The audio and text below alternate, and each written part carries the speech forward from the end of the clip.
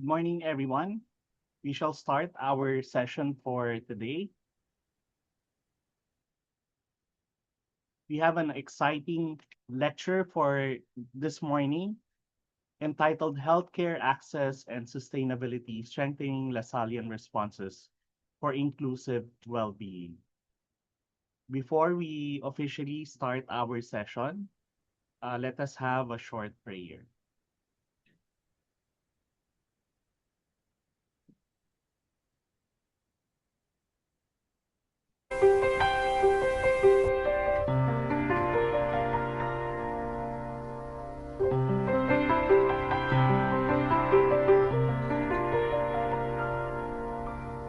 Let me be the change I want to see,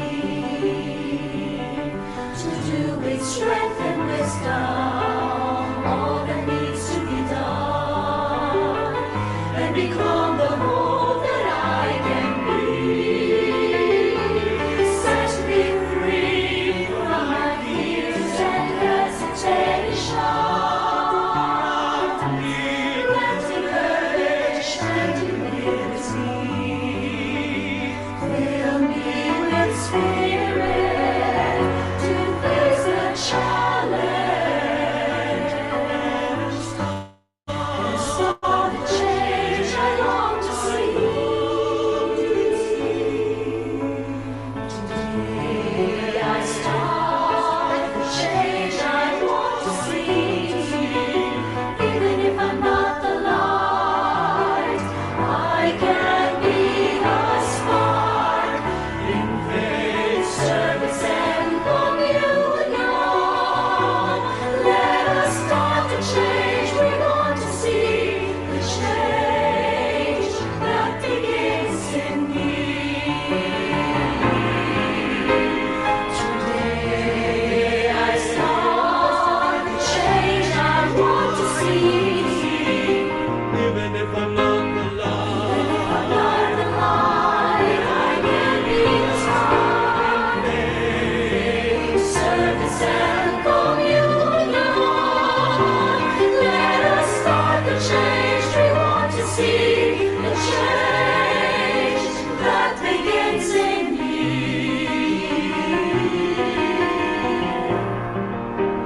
Jesus in us. Jesus in us.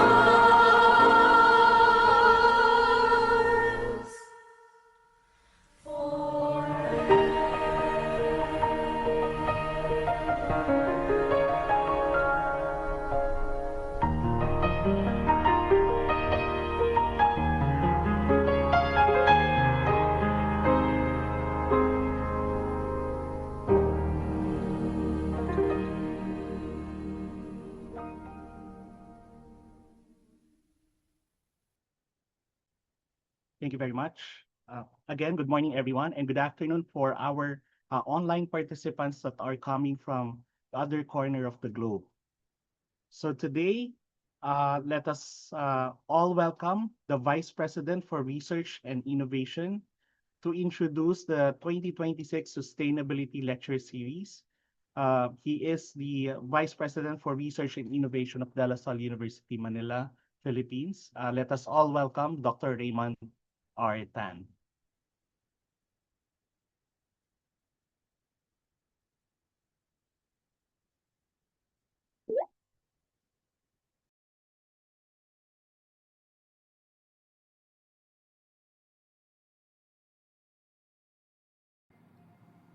Hello and good day, everyone.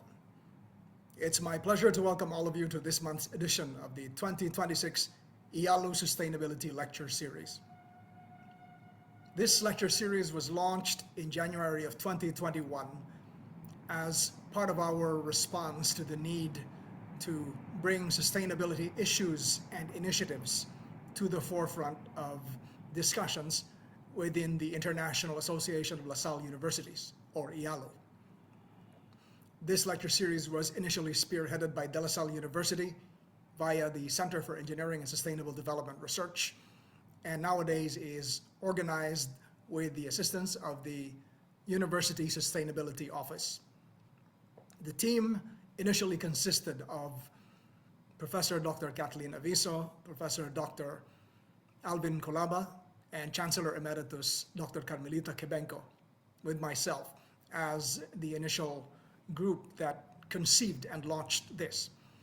We have since expanded the team, and we are joined by Professor Dr. Aris Obando and the entire team from USO, led by Executive Director Antonio Nonoy Maralit, and represented here by Riodel Masilungan.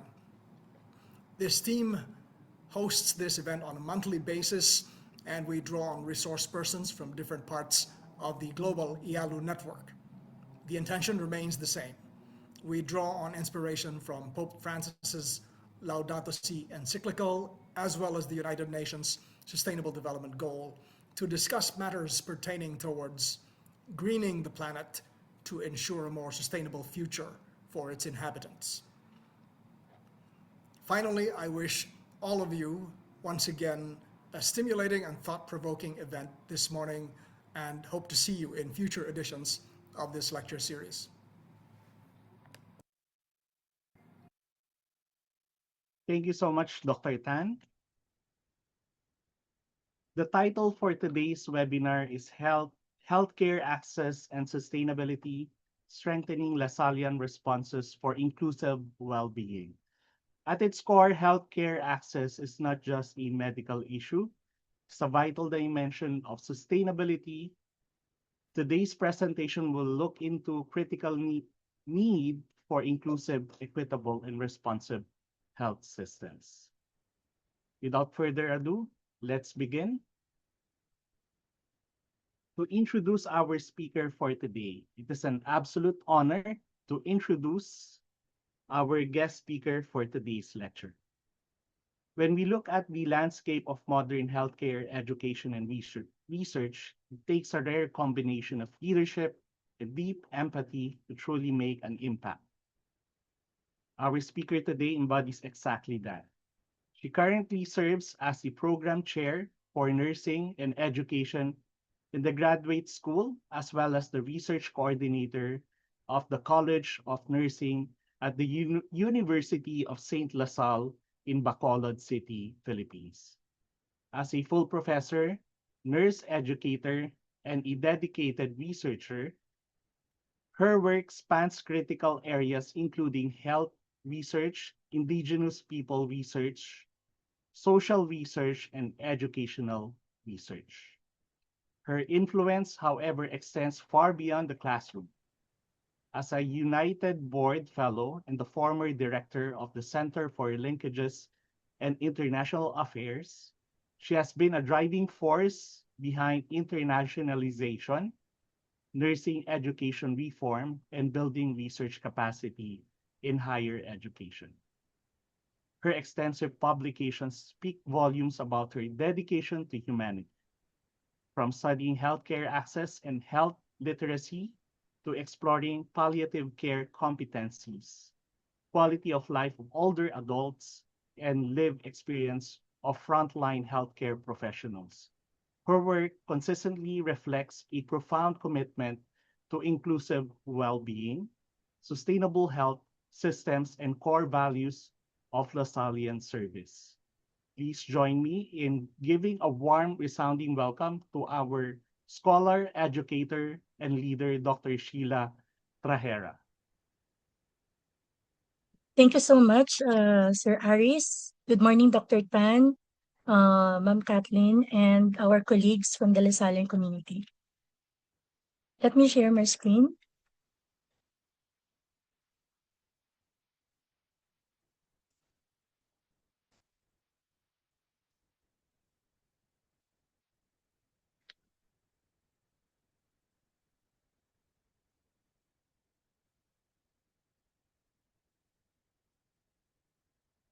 Okay. So my presentation this morning is actually a compilation of all the researches that we have done in terms of research with our partner students and as needed with our community partners. So it is entitled Healthcare Access and Sustainability, Strengthening Lasallian Responses for Inclusive Well-Being.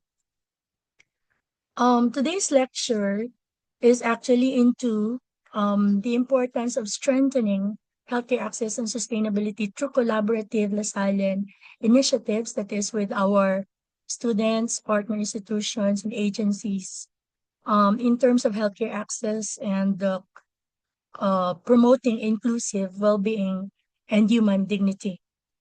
It may be emphasizing the relevance of sustainable development goals, particularly SDG 3 on good health and well-being, while encouraging community engagement, interdisciplinary partnerships, and responsive healthcare education. This content also reflects the commitment of educational institutions in advancing social responsibility and sustainability in terms of healthcare systems that would respond to the needs of vulnerable populations. With that, I also would like to mention and give high regard to all my colleagues for supporting me in this presentation. This might be our first participation in this lecture series, but we are truly grateful, no, to be able to actually have a full circle of our research activities here at USLS, particularly in terms of health. I would like also to welcome Dr. Tony Ann La Chica, who has actually encouraged me to do this presentation this morning, our newly appointed Assistant Vice Chancellor of Academic Affairs. So further, I made a little subtitle on my presentation. This is research as action, weaving LaSallean values into sustainable development goals. So this is the strategic compass of our regional health impact at USLS. No? We are trying to see to it that our publication directly supports sustainable development goals through our continuous measurable community engagement, not only with health, but with other collaborative associated SDGs, no, with our partner institutions. So we need to align targeting the RURA, or the Regional Unified Health Research Agenda for 2023 to 2028, aligning our college research agenda as well as our institutional research agenda to this RURA agenda. And this is actually encouraged also by the Western Visayas Health Research and Development Consortium.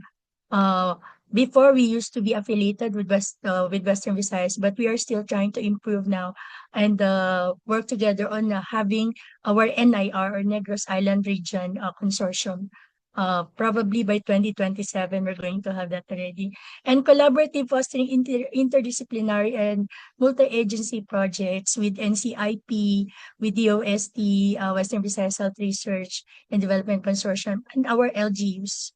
And also to publish driving evidence-based literature into global discourse.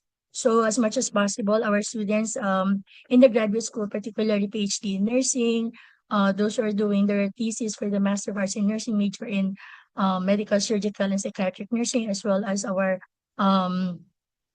faculty researches are published as encouraged by our university Center for Research and Engagement. And also to advocate translating findings into community interventions and policy reforms, like what should be done with the facts and data gathered so that we can have an evidence-based practice intervention to our community partners. So in mapping the interconnected impact of USLS nursing and education research, an intervention in the classroom ripples into community health, just as systemic healthcare research drives reduce inequalities. Now, particularly, for example, in terms of health equity, we are targeting in there SDG number 1, which is no poverty, and SDG number 10, which is actually reduce inequalities. For workforce resilience, particularly our nurses, no, be it in the pandemic or up to now, okay, or working in the community, we are targeting gender equality as well as good health and well-being. And at the same time, we are also targeting peace, justice, and strong institutions.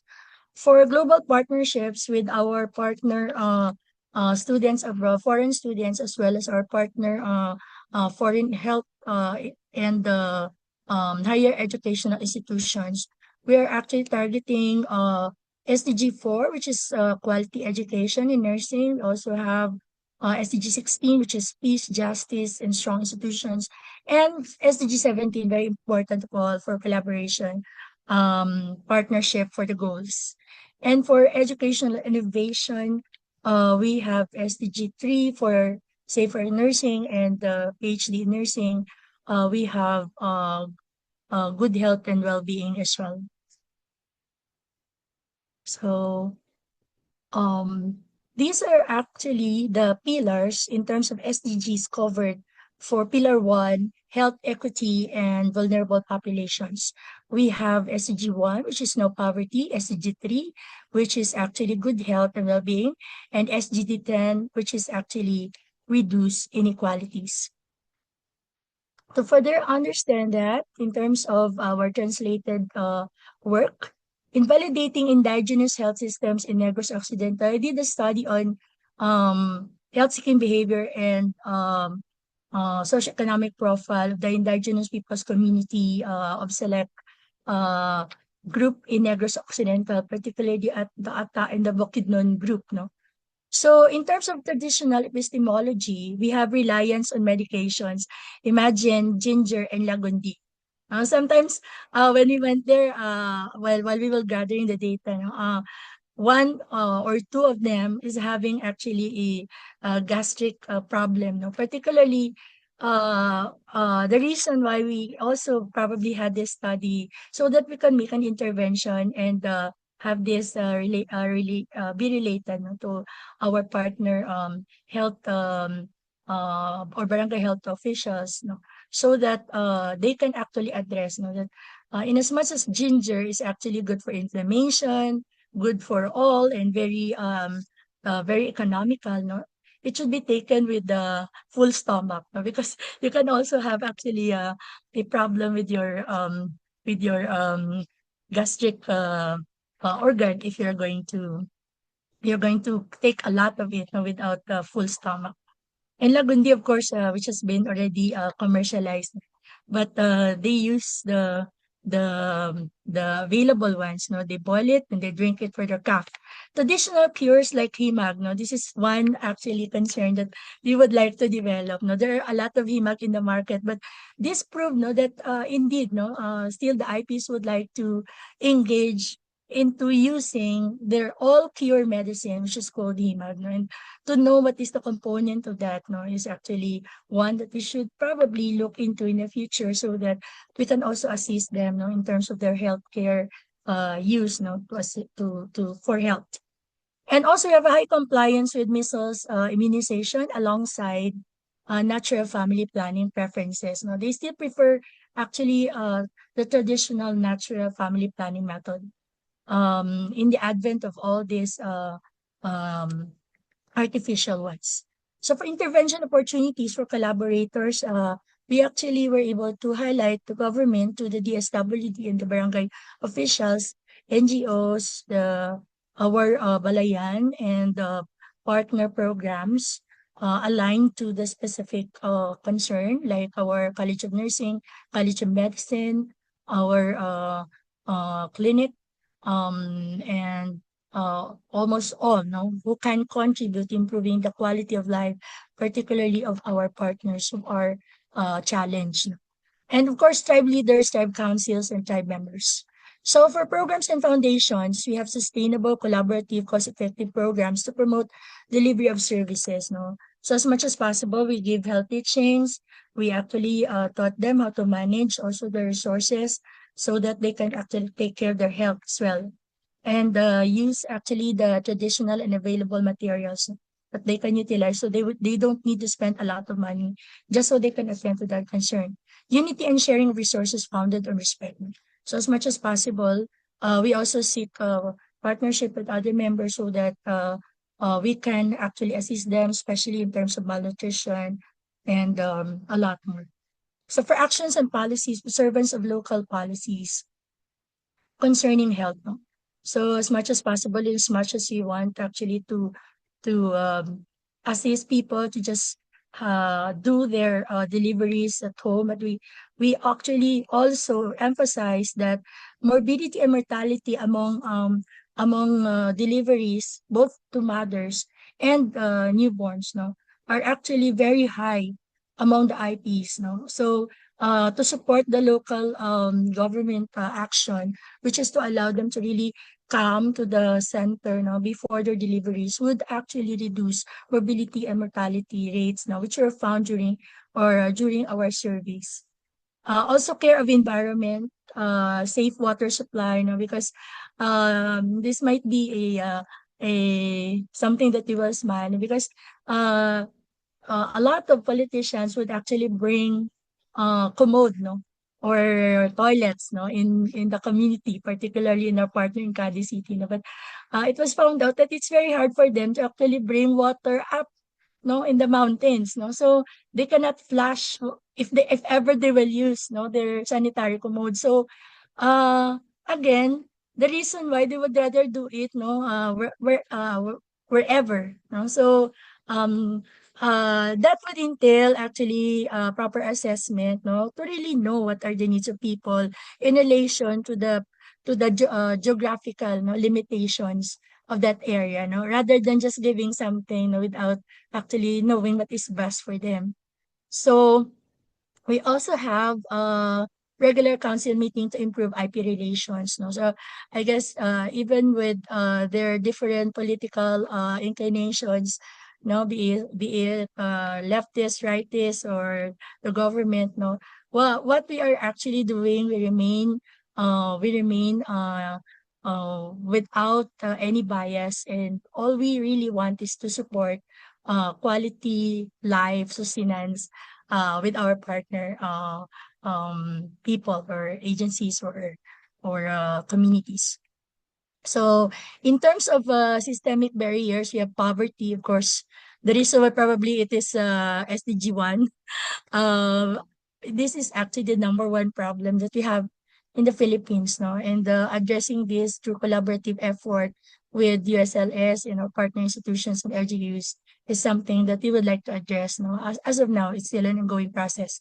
Severe distance healthcare facility, no? Just imagine, they will leave the area with a balhabal, no, early in the morning at 6:30 or 7, and when they arrive, no, in the center, it's already closed, no? Or some at the afternoon, some already were gone, some healthcare workers. So again, no, this is one that was emphasized also with the LGUs. And of course, we have low educational attainment. Most of them are elementary undergraduates. But just imagine, no, in terms of mental health, in terms of trying to thrive with life, no, with the education that they have so that they can take care of simple problems. No? It's really very hard, no? When you are with people that are not with higher form of education. So this one is also made mention during the sharing of the output of the study to address this concern with LGU and our Department of Education. So this is actually the profile of how we were able to conduct study with our students, faculty, admin, and partner institutions. So it's navigating healthcare access, determinants, barriers, and professional readiness.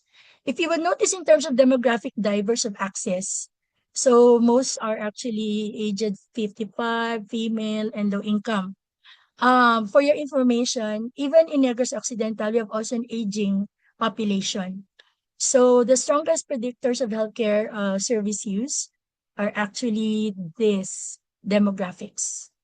And for need versus accessibility, we have perceived health need strongly drives utilization. So whatever is the need, that is what is being sought for by people. No? So we are always emphasizing this with our partner communities. And the enabling factors, we have logistical factors such as transportation, particularly in rural areas. No? So it's really very hard for them to have access to what is provided for by the government because the areas are very far, no? To where access of health and others or education can be. No? Sometimes when a child will go to study, for example, when they arrive home or when they arrive school, it's already like 11 or 10:30. Because when you ride the habal-habal, it's actually like before 350 when we did the study. So now, even if you are alone, no? So now it would reach as high as 400, 450 pesos. So I was really touched when we were doing the survey that when they one was actually using the Carabao to till the land, no, manually. One line is only 3 pesos. Imagine. So when he would come back, he would have 6 pesos for his pay. So that is being counted, no? And that's very hard actually. And yeah, I think it's also one way for us Lasallians, no, to see the world, no, when we go out of our institutions and see what's happening around us, so that we can actually be impactful in terms of our interventions in helping other people, no, our partners. In terms of professional knowledge gap for barriers to quality specialized care, we have community nurses hold positive attitudes toward palliative care but lack critical knowledge in opioid management. This is a study which we conducted actually with partners from Malaysia and the US now on the use of cannabis and its legalization. Also for experience as a catalyst, you have prior experience with terminally ill patients and primary predictors of nurses' clinical competence. So, and the right to health debate in Thailand, from our partners, we have here full legalization of the cannabis, whereas in Indonesia, there's a strict class I prohibition. Okay? Irregardless of what is the condition. So sometimes we need to have a caveat, one of the recommendations in the study, no, as to for which are we actually making the policy, and to whom are we actually reserving health assistance and care and intervention in relation to the policies that we have as of the moment. So for IP health behaviors, we have prioritized physicians and midwives because they were found to be the ones trusted by people during for their health concerns. On our end as nurses also, we would like to highlight that with these findings, no, we actually emphasize that maybe we need to have our presence, no, felt, okay, in the community, also by people, particularly IPs, no. So we do a lot of medical missions and interventions also. High reliance on on herbal medicines like ginger and lagundi. So in terms of predisposing factors, we were able to look into a strong indicator of particularly female as gender, and of course age and age, no. Precipitating would include cost for low income. For need factors, of course, very important, education, health education, and trying to improve the income of people. Lately, USLS has been impactful again, working with BPI to actually have a financial resource management for our partner IPs in Don Salvador Benedicto. And enabling factors as moderate indicators, particularly with all the programs available in assisting people, no, on how they manage their concerns or problems as evidenced by the survey that we were able to gather. So we have here actually the decoding healthcare utilization on no chip. Okay, so the predisposing factors include demographic variables like age, gender, education, occupation. Would you believe, in fact, in the IP study, and also in malnutrition, we found out in interviewing the cause of malnutrition among children 0 to 5, it's actually because most of the mothers, are the ones stealing the land. So when they leave their children early in the morning, they are still asleep. And when they woke up, okay, the mothers are still in the field doing kaingin. So when they arrive, it's almost 10, 11, and the children are very hungry. So the reason why there's stunted growth and malnutrition. So in this case, for healthcare utilization, we have again age, aging population, gender, education, and occupation. So leading to low income, poverty, and a lot more. So enabling factors would include income and systemic accessibility to resources. Okay, and we're happy also to partner with the LGU of, for example, Don Salvador Benedicto and our partners in the community in Bacolod, trying to assist us so that we can address this concern. And the need factors would include perceived illness and urgency. So I've noted here the key finding, predisposing factors like education and income, for example, elementary undergraduates, okay, act as strict gateways, okay, dictating that continuity, comprehensiveness, and coordination of care, okay. Also, healthcare equity requires interventions far beyond hospital walls, because not all people are supposed to get sick just to avail of healthcare. No, we need to do our own, trying to do preventive health. No, by teaching them immunization, availing of checkups, okay, and a lot of available resources from the center, so that they can strengthen their health and they can take care of their everyday needs to address poverty as well. So Nourishing Hope made a proposal lately, on malnutrition, the cycle of caregiving and scarcity.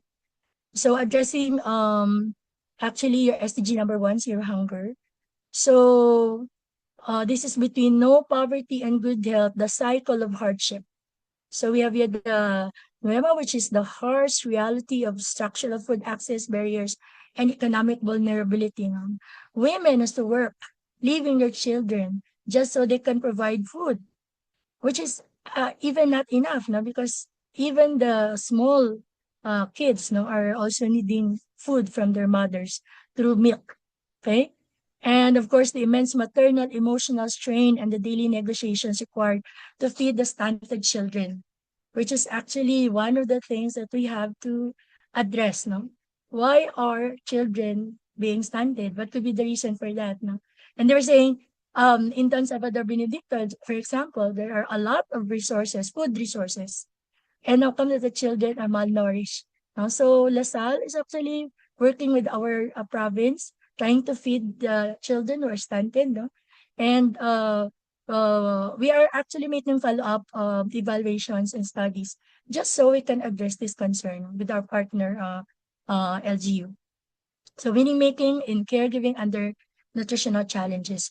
And one of the findings, guys, for mothers, to maybe make a technology on how they can work in the farm and at the same time actually take care of the needs of the young child. When they wake up, they have available food, or caregiver would take care of them. For Pillar 2, we have healthcare workforce resilience, okay, addressing SDG 3 and 5. So that is actually on good health and well-being as well as gender equality. So for Resilience Shield, frontline nurse self-compassion. So we have here the gender dimension. Actually, women in nursing are socialized to prioritize others, making self-compassion a critical, teachable behavior rather than just a personal trait. Okay? So in as much as women dominates the healthcare profession, we cannot actually do away with the idea that they still are our contributing factor in terms of addressing quality care in our society. So institutional policy must integrate protected rest, family support, linkages, and reflective practice into daily operations. So in this case, we have actually our frontline nurses in the ER, in the critical care during the pandemic particularly. So there's strive from within, a fuel to win, passion to care above and beyond the fear of the pandemic and being infected. They still persist, whereas the others already tried to actually resign from work because they don't want to be infected. And recreation, a key to reset and reconnect. So as much as possible, this is also emphasized in one of the recommendations of our study. And silver lining, effective coping. So in as much as every day is actually a constant stressful challenge in our lives, we are expected to actually win and champion the day, that at the end of the day, we still regain our mental health. Okay? Trying to address stress. So we have the crucible of flexible learning. So during the pandemic, we have a lot of problems concerning our teaching learning strategy and activities, particularly both in the college unit as well as for the College of Nursing and also in the PhD program. So our findings from the researchers would look into the following: unfreezing, the shock, abrupt loss of face-to-face clinicals and hospital exposure, and that we have the pre-pandemic baseline, which is severe technical inadequacies and faculty resistance. Even some teachers would actually, even some teachers would actually resign from work, or just so because of this challenge of the new technology that was introduced to us. But now life is so good with technology. Changing the struggle in strategy. So administrators retrofitting nursing arts labs and reallocating budgets. In fact, now we have a new simulation lab that caters to a lot of our students' needs, no? So that they can be better young professionals, no? In addressing healthcare needs and problems in our hospitals, no? And the community. Clinical instructors navigating the learning management system to Canvas platforms, virtual simulations, and overcoming digital fatigue, no? So we also have the reprising the new paradigm, a stabilized hybrid curriculum anchored by robust institutional support, particularly addressing CHED Memo number 4, series of 2023, wherein now we are trying to have flexible learning, which is a combination of face-to-face, synchronous, online learning, as well as a synchronous one, using our LMS, and revise academic integrity protocols and blended pedagogies. So, in iReacts transforming research pedagogy and other research, we have the passive reception, rote memorization of scientific theory. Our intervention is inquiry-based questioning and experiential learning modules, which we are actually utilizing in the RLE. And for active mastery, we have self-regulated learning, confident research execution. The core message of this is quality education requires dismantling rote memorization in favor of actually inquiry. So iReacts serves as the pedagogical engine for future-proofing our next generation of researchers, as one of the studies conducted by our students in the graduate school.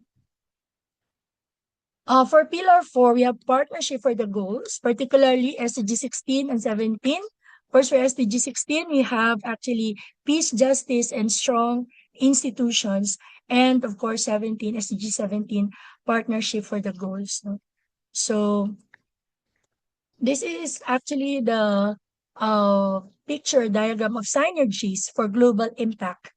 We have the USLS Research Hub through our Center for Research Engagement. We actually connect with our partner agencies, the Department of Science and Technology, our local government units, okay, and our indigenous people, National Council for Indigenous People. And we have the Driving Indigenous Health and No Chip Studies. And of course, we have also the Department of Health shaping flexible learning policies and clinical guidelines. And we also have, this is for our local and regional collaboration. For our national, we have the Commission on Higher Education researches that were actually utilized now by our Center for Research Engagement. So there were a lot of researches that were funded by the Commission on Higher Education. And we also have the Department of Health shaping flexible learning policies and clinical guidelines. And for the international, our YIBO students, for the PhD in nursing, we have China collaboration. So cross-cultural insights all on palliative care competencies. And of course, we have Taiwan collaborations, no? With our scope of studies. and older adults' digital health literacy. So partnerships are the ultimate catalyst, transforming isolated data into scalable international health policy.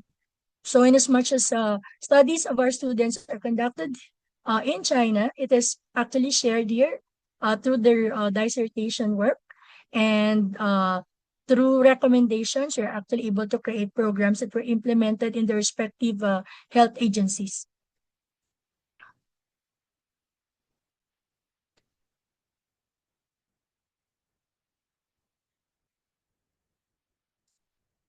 So I guess we have here for the last slide. So in the last slide, if you will notice, there is the caption research as an act of communion. So for the spirit of faith, we have actually SDG 1, 2, and 3, particularly working on our no poverty, zero hunger, and good health and well-being. So for the spirit of faith, seeking truth through rigorous, fearless inquiry. Okay? And for the seal for service, applying data to dismantle systemic inequalities, particularly with indigenous peoples, communities, our community partners, and those who would like our assistance in addressing concerns that are community-based and empower the vulnerable. For the community and mission, forging global partnership to ensure sustainable, inclusive well-being through the different programs actually created, as well as models, in actually addressing health problems. So I would say that true sustainability leaves no one behind. At DSLS, research is the mechanism through which values are made real in the world. And would like to thank our president, Brother Kenneth, our chancellor, Miss Minnie Chua, our VCA, Dr. Rickver Oreta, and Dr. Tony Anachica. And I would like to highlight, of course, our partner Lasallian institutions who actually allowed for their for this presentation to be actually shared with our fellow Lasallians, and highlighting my colleagues in the College of Nursing and Graduate School. Thank you so much for joining me this morning. I think that's all, and thank you so much. Thank you so much, Sheila, for your insightful presentation. Let's give a warm of applause to Dr. Sheila.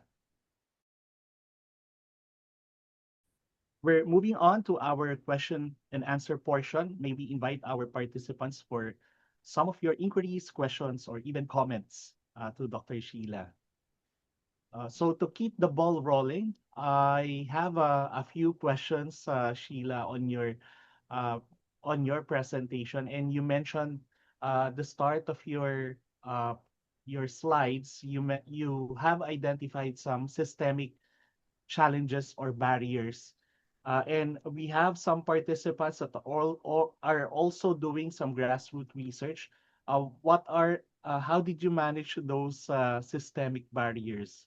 And do you have any advice that you can give to our participants in managing those challenges and Okay, barriers? so I would like to be very particular, with the barrier. Like say, for example, trying to secure a permit for the survey, particularly with indigenous peoples communities.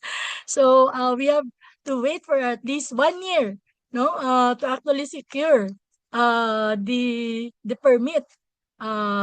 Spending a lot of time, money, and climbing the mountains, just so we can actually be with our indigenous peoples communities, So in a way, yeah, a transportation barrier. Of course, in terms of finances, we need to have a lot, So we partner with the Western Visayas Health Research and Development Consortium with Dr. Mercy Cañal, formerly with our business group or program, in order to have a funded study. So they took care of our of the food that we bring, the money that we spend, for all the permits, transportation being one of the challenge also in going to far-flung areas. So I hope this addresses it. And very important, no, as mentioned by our NIR regional director, no. When you know people you are working with, it's easy to do the things that you want to do. Because if you don't know them, then it's really a year or more, no, to complete a particular work, no. So it's really very important for us to collaborate and partner and know well our heads, no, the institutions that we work with. So it will smoothen, no, the conduct of all our researches, as well as different projects and programs that we implement in the community and in our partner agencies. Thank you so much for that, Sheila. In the last portion of your presentation, you mentioned about a digital literacy for the older persons. And just to connect our previous lectures, we had previous speakers who talk about healthcare and digital literacy. Can you share what is already the current situation of digital literacy, especially in your area? Actually, this study was conducted by one of our students from China. And she was saying that her population here are actually the older people, no? So she's saying that if older people are actually given the opportunity to actually be knowledgeable with the use of digital information, it is easy for them to access health, and equity and accessibility will be addressed in terms of healthcare needs, especially of older adults. This is the context of the topic. Thank you for that. We have a question from our viewer. We have a question from Mr. Roland Luhan, and he asked, how do you manage the differences in languages while you're doing your study? Well, particularly in the Philippines, it's easy for us to actually conduct because even the IPs are, we have gatekeepers, okay? And most of them would speak Hiligaynon or Cebuano, so we can understand it. Or we get someone who would actually translate things for us. For the Chinese people, we see to it that all of the proposals are translated into Chinese, and those who are studying here actually adept also in talking in English. So it's easy for them to actually conduct the study in another country.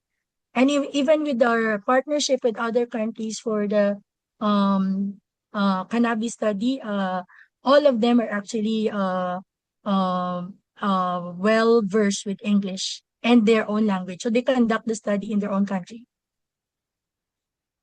Okay, thank you for that. Are there any additional questions for Dr. Sheila?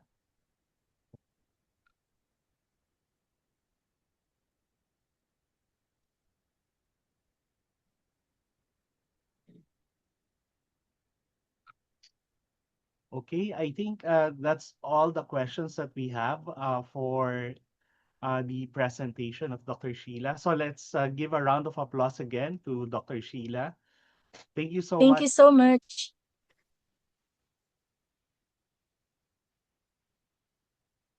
Okay, with this, we present this certificate. Okay, and allow me to read the certificate.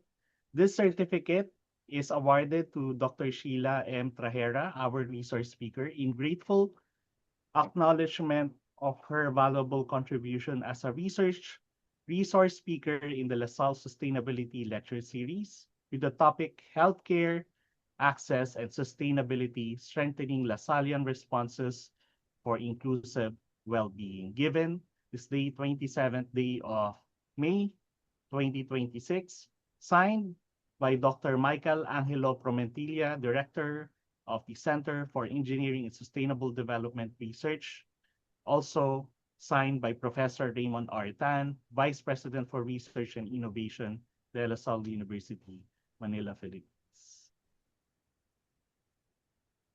So again, thank you so much, Dr. Sheila. Thank you so much, Dr. Aris, Dr. Tan, and Ma'am Kat. Thank you so much. This concludes our lecture for today, but we would like to hear your feedback and of course, for us to further improve our delivery of the LaSalle Sustainability Lecture. You may access the survey through the QR code as shown in our slide, or even access the Google survey form in the link provided in the slide. So again, thank you so much, and we'll see you again next month. Thank you, everyone. Have a good day. Thank you so much, Dr. Aris. Bye. Thank you, thank Dr. you. Tan and colleagues from ESLS, thank you so Salamat. much.